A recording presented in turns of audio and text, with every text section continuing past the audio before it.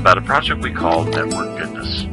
But before I do that, I want to warn you, this is going to be potentially uncomfortable, even painful. Change, even for the better, sometimes can be a very uncomfortable process. But you're going to have to think outside of the box, because I promise you, you've never heard a story quite like this before.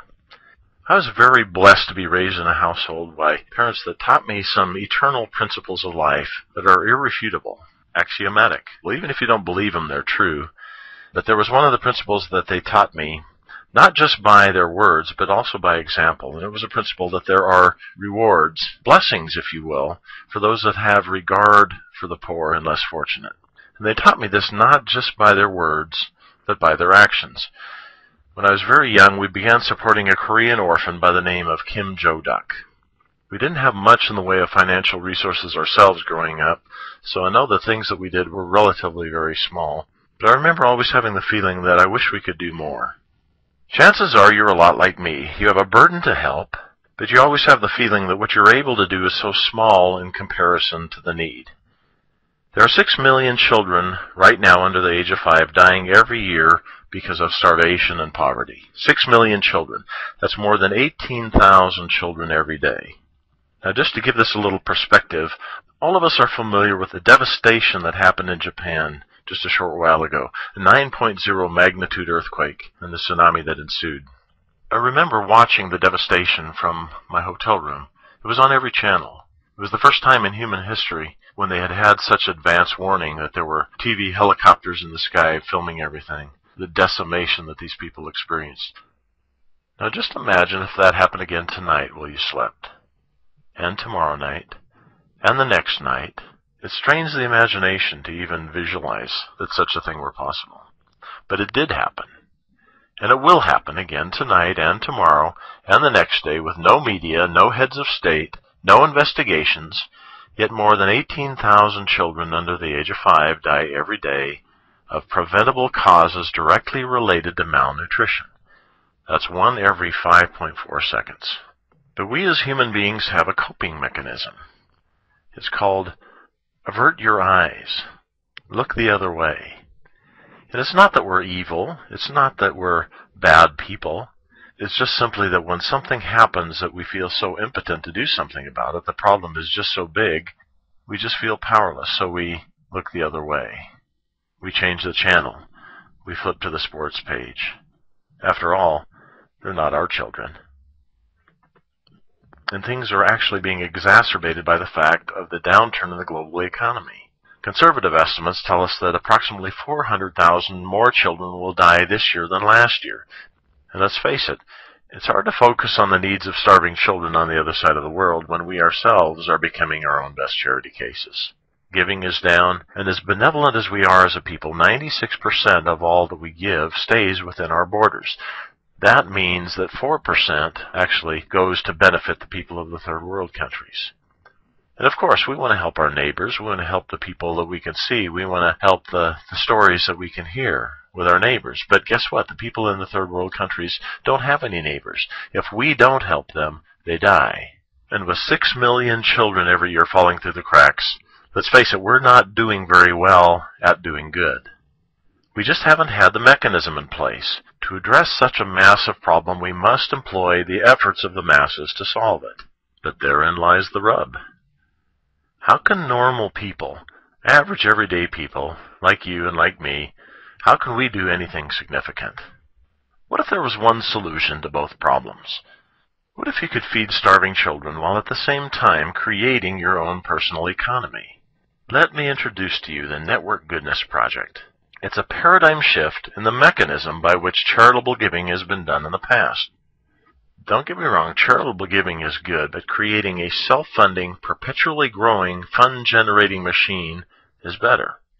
And by a paradigm shift, I want you to mentally move yourself out of the realm of being just a contributor or a donor and being an actual worker in the charitable effort. It's much like the principle they introduced to you on any airline in the world when you get on and they give the pre-flight instructions and they say, if we lose cabin pressure, oxygen masks will fall from the ceiling. Put your own mask on first. Now, why do they do that? Do they think that you love yourself more than you love your children? Do they want you to care for your own life more than the lives of your children? No, it's simply you have to put yourself into a position where you can help. Let's face it, the worst thing that you can do for the poor is to be one of them. You can't be part of the solution if you're part of the problem. This project is the brainchild of 6 philanthropist businessmen who have a heart for starving children. In 2007, they introduced a life-changing product, the Zango Goodness Meal Pack. This product is a meal replacement program and is the first step out of starvation. A dry powder formulation for the severely malnourished, it helps strengthen those who cannot properly digest solid food due to long periods of poverty or famine or other disasters. And it's effective in meeting basic nutritional needs by simply adding water. Just being able to add water means that this meal pack can be utilized in so many more places around the world where food is urgently needed. This whole meal pack idea is part of the DNA of our 6 founders. Before they ever brought their first product to market, they committed 7% of their company's net profits to children's charities. It's what I call a pay-it-forward pledge. It's different than the concept of paying back that some companies do. A lot of companies, after they become prosperous and successful, will pay back and make significant donations and charitable contributions. The difference here is this was a pledge made in advance, a pay-it-forward pledge. And I believe that that's one of the reasons this company has been so blessed and has broken all kinds of records for our industry and for all of American business. Over the last 8 years, they've been able to give tens of millions of dollars to children's charities. And I believe that locking into that eternal principle that my parents taught me when I was a kid, of having regard for the poor and less fortunate, is one of the reasons this company has been so incredibly blessed. Now, we've formed an alliance with AmeriCares for the distribution of this product. AmeriCares is one of the top 5 disaster relief organizations in the world and has an impeccable track record of almost 30 years. They provided more than $9 billion of aid to over 137 countries. Teaming up with them as our distribution partner ensures that those most in need will receive this vital nutrition. And it also puts those checks and balances in place to ensure that the meals you purchase actually get delivered to the starving children. You don't take delivery of the meal packs or carry any inventory. You simply place your monthly order using our automated system, and the meals are delivered by AmeriCares directly to the starving children. Please understand, we are not trying to simply solicit donations to help feeding starving children. As noble as that effort might be, we are asking you to consider doing something much more significant. We are asking that you consider being the part of something truly profound. You can be directly responsible for the birth of a geometric progression that results in the multiplication of your efforts by tens, hundreds, even thousands of times. Instead of you just purchasing meal packs to feed starving children, we are asking you to do that, but also to make a commitment to finding just 3 others who will join us in this project, only 3. This will result in a geometric progression with individuals who will be involved in the perpetuation of this process. But let me just share something with you by way of confession. When I was first exposed to this project, I didn't get it. I didn't have a box for this. I didn't have a pigeonhole to fit this whole concept. Why did a for-profit charitable effort make sense? I had never seen it. That's just not the way it's done. Quite frankly, that was the only hurdle I had to overcome. What I called charity was done for free. If you had something that was really good, it should be done without cost, right? That was my hang-up. But I noticed in my own logic it didn't apply to anything else in life. I mean, after all, medical doctors and nurses and research scientists, they work in the realm of doing good for sick people. They're not taking advantage of sick people. They're servicing sick people, but they make money in the process. They earn incomes in the process, and rightfully so. And after all, traditional charities pay their staffs, their workers, and quite frankly, I work with a lot of Christian ministers, people that earn their living in the ministry. They're paid a salary for their services. Most pastors and priests are paid some type of remuneration for their services. You don't have to be financially independent to go into the ministry. It all came together to me when a pastor friend of mine used this illustration. He said that somewhere right now there's a truck driver picking up meal packs from a manufacturing facility somewhere, loading them onto his truck and taking them down to the docks where they're going to be loaded on a ship going to the Sudan to feed starving children. And he may get some warm, fuzzy feelings about the fact that he's doing something more than just driving truck for a living. He's actually a wheel in the machinery that's getting food to starving children. But we wouldn't dare go to that truck driver and ask him to donate his services. After all, this is a charitable effort. We want you to donate your time. He couldn't participate if we were to ask that of him. So the paradigm shift that we talk about is moving yourself out of the realm of being a donor or contributor and into the realm of being a worker in the project. When my wife Gayla and I went to Cambodia this last year and worked side by side with AmeriCares, mixing up these meal packs and feeding these meals to these starving and malnourished children there, not one of these children raised the concern of whether or not there was a profit being made on the distribution of this food. They were simply thankful that we'd come halfway around the world to share food with them.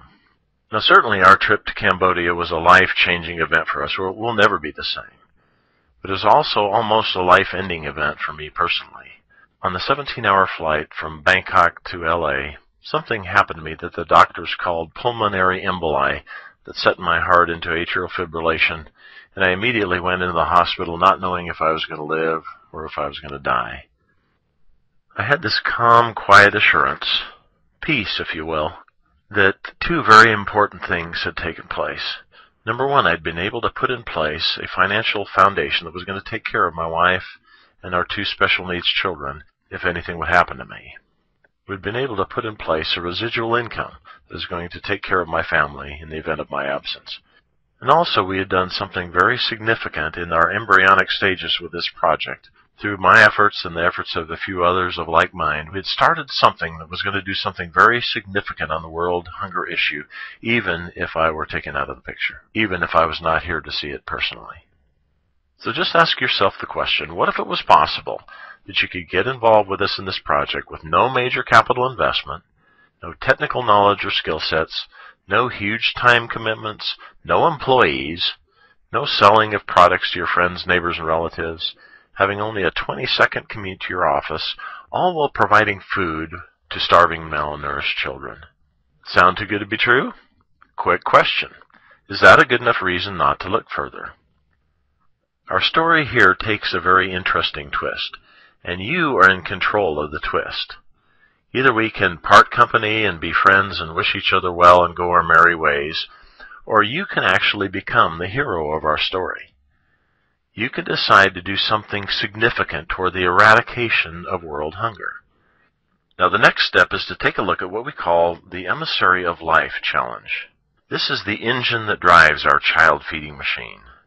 My personal objective is not to be just a milepost along your way, but to be a fork in your road. And I hope you'll take the next step with us. The next step is simply to explore things further, to get your questions answered, and then to take a look at the very real possibility of rolling up your sleeves and working side by side, hand in hand with a lot of others with like mind, and join us in this movement. Think about it. Earning a living by providing food to hungry children. Doing well while doing good. How cool is that?